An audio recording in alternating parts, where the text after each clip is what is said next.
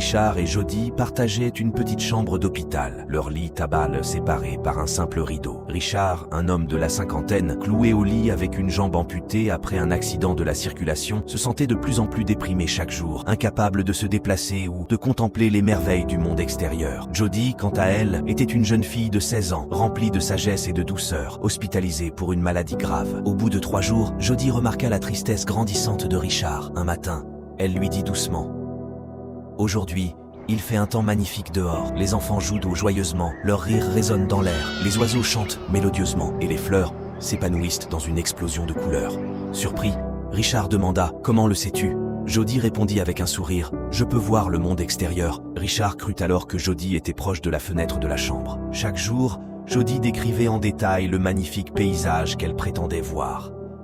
Elle parlait des arbres majestueux, des nuages cotonneux qui flottaient paresseusement dans le ciel bleu, des familles s'amusant sur l'herbe verte et des couples se promenant main dans la main.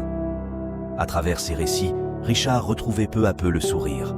Les descriptions enchanteresses de Jody apportaient une lumière nouvelle dans sa vie sombre et monotone. Les jours passaient et l'amitié entre les deux patients grandissait, nourrie par les récits de Jody.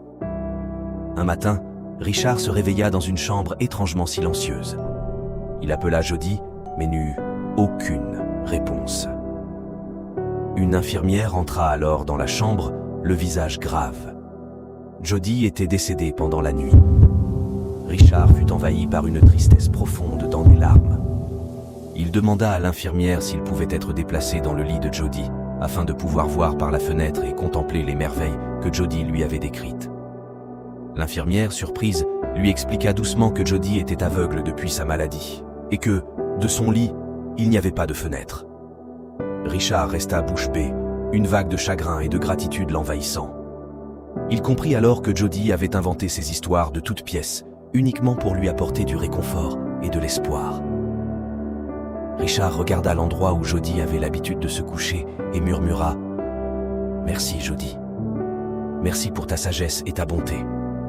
Tu m'as montré que même dans l'obscurité, on peut trouver la lumière, et dans les moments difficiles, on peut trouver de l'espoir. »